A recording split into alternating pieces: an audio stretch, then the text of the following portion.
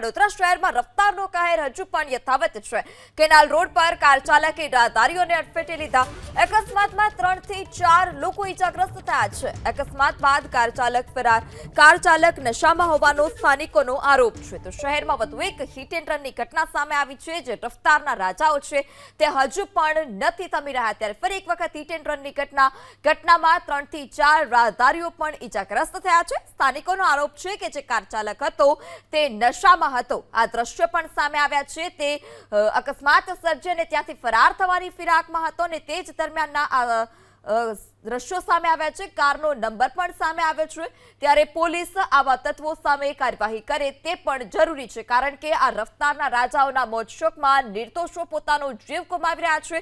ભોગવવાનો વારો સામાન્ય પરિવાર અને નિર્દોષ લોકોને આવે છે। ત્યારે કેનાલ રોડ પર કાર ચાલકે રાહદારીઓને અડફેટે લીધા હતા। 3 થી 4 રાહદારી જે છે તે ઈજાગ્રસ્ત પણ છે। ઈજાગ્રસ્તોને સારવાર માટે ખસેડવામાં આવ્યા। ત્યારે અકસ્માત બાદ કાર ચાલક જે હતો તે ફરાર થયો હતો અને તે મામલે હવે પોલીસે વધુ તપાસ પણ હાથ ધરી છે। ઘટના વડોદરાની કે જ્યાં તથ્યવાળી થતા ફરી એક વખત રહી ગઈ છે।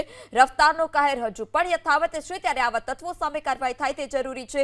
0556 નંબરની જે આ ગાડી છે તે ગાડીએ અકસ્માત સર્જ્યો હતો। 3 થી 4 લોકોને અડફેટે લીધા હતા અને અકસ્માત સર્જ્યા બાદ જે ચાલક હતો તે ત્યાંથી ફરાર થઈ ગયો હતો। તેના કપડા પર રંગ પણ લાગેલો છે, એટલે કે ધૂળેટીની ઉજવણી કર્યા બાદ તે પરત ફરી રહ્યો હોય તે સમયે અકસ્માત સર્જવાની પણ શક્યતા।